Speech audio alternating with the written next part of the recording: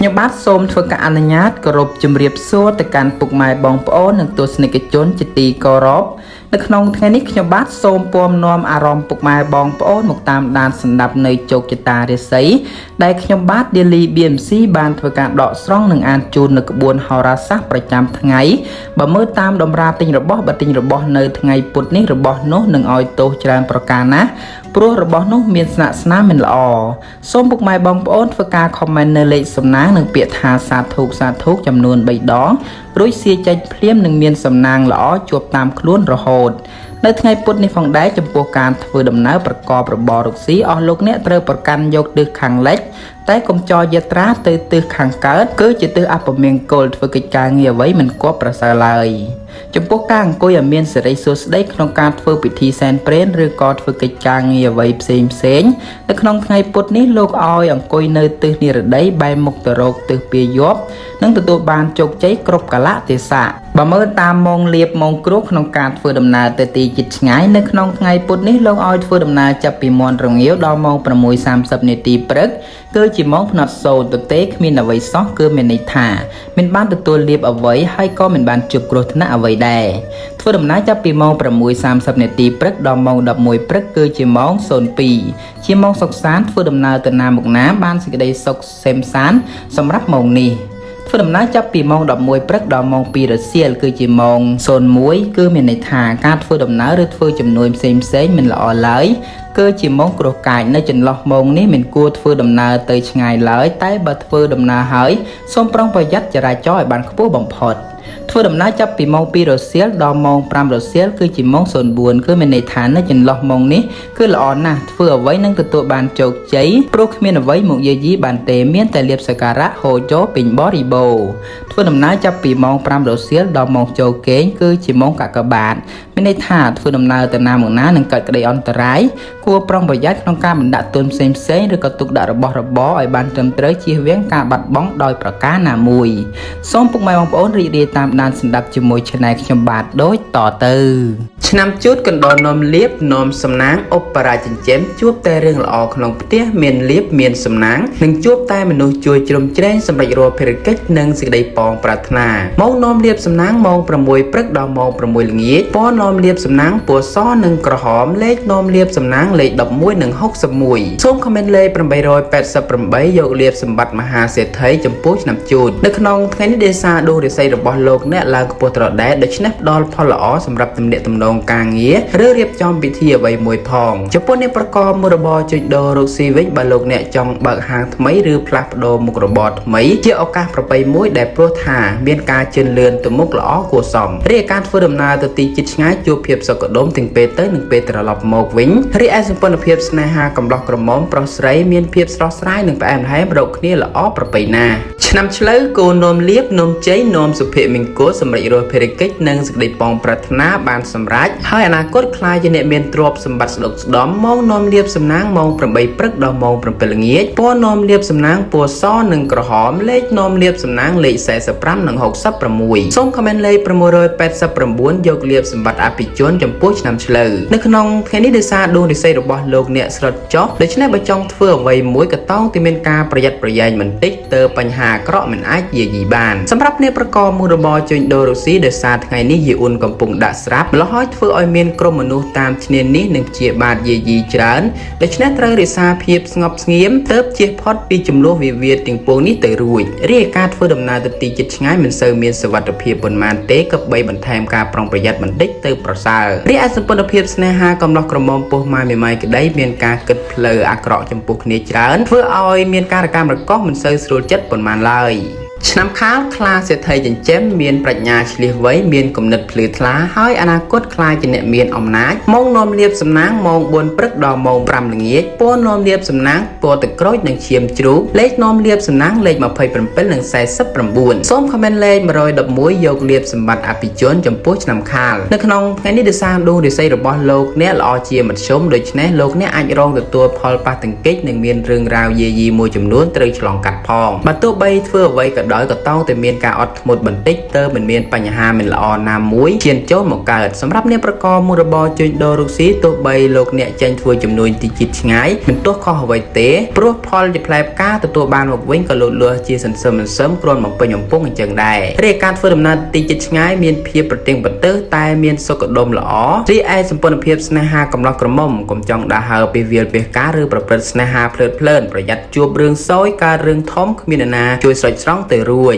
ឆ្នាំថោះទន្សាយមាសបារមីដេជាប្រាជ្ញាឆ្លៀសវៃមានគេជួយជ្រុំជ្រែងអនាគតបានខ្លាយជាអ្នកមានទ្រព្យនិងមានអំណាចម៉ោងនាំលៀបសំណាងម៉ោង5ព្រឹកដល់ម៉ោង6ល្ងាចពណ៌នាំលៀបសំណាងពណ៌សនិងខ្មៅលេខនាំលៀបសំណាងលេខ1និង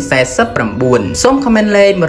168យកលៀបសម្បត្តិអ្នកមានជន់ខ្ពស់ចំពោះឆ្នាំថោះនៅក្នុងថ្ងៃនេះដោយសារដួងរាសីរបស់លោកអ្នកឡើងខ្ពស់ត្រដែតដូច្នេះផ្ដល់ផលល្អសម្រាប់លោកអ្នកប្រកបការងារអ្វីមួយដែលសំខាន់ពីព្រោះថាផលល្អតែងហុចមកវិញគ្រាន់ជាទីកក់ក្ដៅផងសម្រាប់អ្នកប្រកបមុខរបរជួញដូររុក្ស៊ីការជួញទីជាតិឆ្ងាយតែងតែហុចផលជាផ្លែផ្កាមកវិញគ្រាន់ជាទីពេញចិត្តផងរីឯការធ្វើដំណើរទៅទីជាតិឆ្ងាយទោះបីដួងរាសីរបស់លោកអ្នកល្អប្រសើរក្តីតែគប្បីប្រុងប្រយ័ត្នផងពីព្រោះថាឧបទ្រពចង្រៃតាមយាយីនៅឡើយរីឯសេចក្តីស្នេហាប្រុសស្រីមានភាពចុះសម្រុងនិងមានភាពស្រស់ស្រាយល្អប្រពៃណាឆ្នាំរោងអ្នករាជមានរិទ្ធមានអំណាចអ្នកតែងមានគំនិតជ្រះថ្លាប្រាជ្ញាវាងវៃប្រាថ្នាអ្វីបានសម្រេចធ្វើការងារតូចធំរមែងមានអ្នកគាំទ្រទំនុកបំរុងគ្រប់សពបែបយ៉ាងម៉ោងនាំលៀបសំណាងម៉ោង6ព្រឹកដល់ម៉ោង8យប់ពណ៌នាំលៀបសំណាងពណ៌សនិងក្រហមលេខនាំលៀបសំណាងលេខ11និង29សូមខមមិនលេខ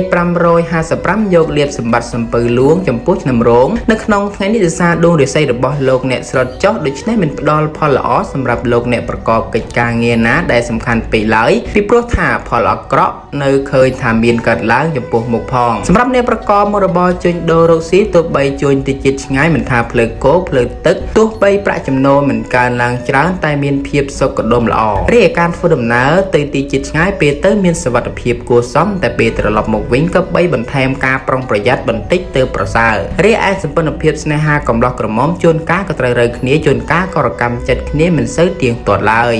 ឆ្នាំម្សាញ់ពោះទេវតានាំលៀបឧបរាជចិញ្ចឹមមានជ័យជំនះមនុស្សស្រឡាញ់រាប់អានច្រើនម៉ោងនាំលៀបសំណាងម៉ោង4ព្រឹកដល់ម៉ោង7ល្ងាចពណ៌នាំលៀបសំណាងពណ៌បៃតងនិងក្រហមលេខនាំលៀបសំណាងលេខ77និង99សូមខមមិនលេខ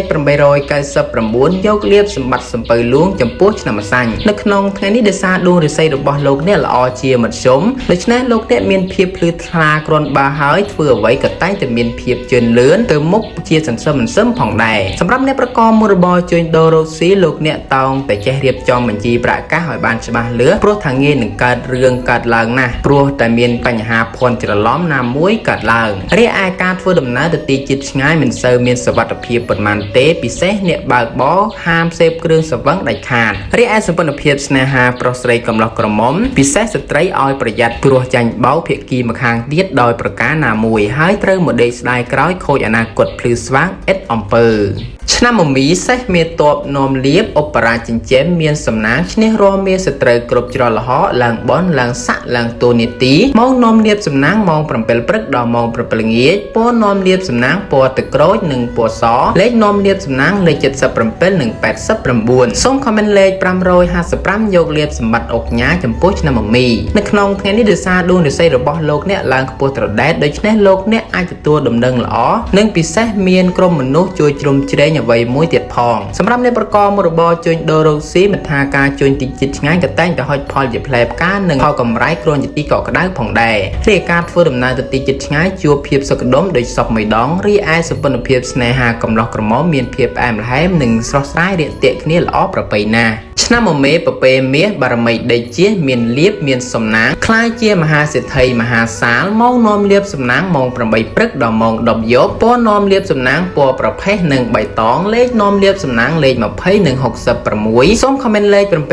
789យកលៀបសម្បត្តិទេវតាទ្រព្យចំពោះឆ្នាំមមេនៅក្នុងថ្ងៃនេះដោយសារដួងរាសីរបស់លោកអ្នកឡើងខ្ពស់ត្រដែតដូច្នេះលោកអ្នកអាចសម្រុកការងារតូចធំបានហើយពីព្រោះថាផលល្អតូចធំក៏តែងឆ្លើយតបមកវិញ គ្រូនជាទីពេញចិត្តផងដែរសម្រាប់អ្នកប្រកបមួយរបរជួញដូររកស៊ីមិនថាការជួញទីជិតឆ្ងាយក៏តែងតែទទួលបានជោគជ័យដោយការយកប្រាក់ចំណេញត្រឡប់មកផ្ទះវិញមួយចំនួនថែមទៀតផងរីឯការធ្វើដំណើរទៅទីជិតឆ្ងាយជួបតែសេចក្តីសុខសេមខ្សាន្តទាំងពេលទៅនិងពេលត្រឡប់មកវិញរីឯសម្ព័ន្ធភាពស្នេហាប្រុសស្រីមានភាពសុខដុមនិងផ្អែមល្ហែមរកគ្នាល្អប្រៀបដូចត្រីក្នុងទឹកនារដូវវស្សា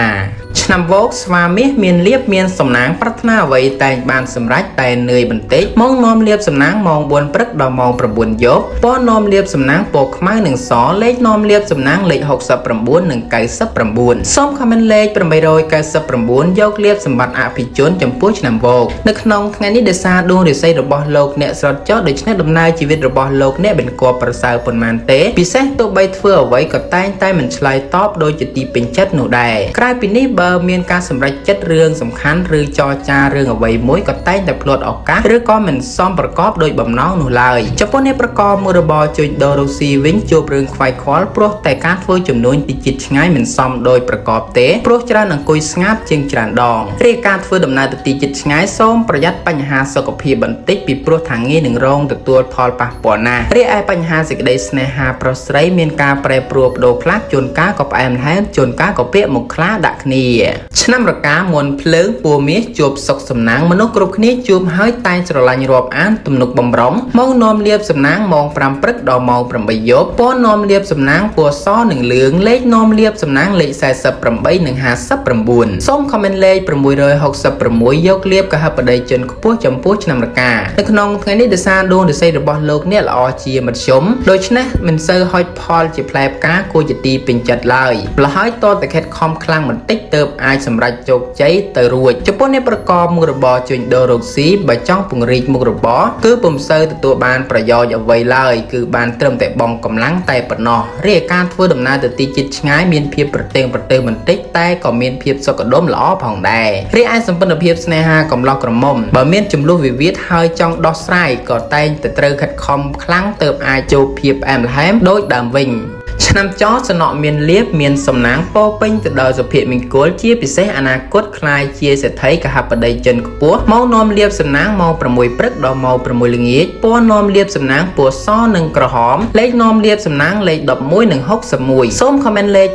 555យកលៀបសម្បត្តិអ្នកមានជនខ្ពស់ចំពោះឆ្នាំចនៅក្នុងថ្ងៃនេះដោយសារដួងរាសីរបស់លោកអ្នកឡើងខ្ពស់ត្រដែតដូច្នេះមិនថាការសម្រេចចិត្តទិញផ្ទះលេងហ៊ុនឬចរចារឿងទំនាក់ទំនងការងារឬផ្លាស់ប្ដូរអ្វីក៏តែងតែផ្ដល់ផលល្អជាងអាក្រក់ជានិច្ចរីឯអ្នកប្រកបមុខរបរជួញដូររកស៊ីវិញមានការទិញចូលលក់ចេញល្អរីឯផលកម្រៃទៀតសោតក៏ហូរចូលមកផ្ទះគ្រួនជាទីកក់ក្ដៅផងដែររីឯការធ្វើដំណើរទៅទីជិតឆ្ងាយជួបភាពសុខដុមទាំងពេលទៅនិងពេលត្រឡប់មកវិញរីឯសម្ព័ន្ធភាពស្នេហាប្រុសស្រីមានភាពផ្អែមល្ហែមនិងស្រស់ស្រាយប្រពៃណា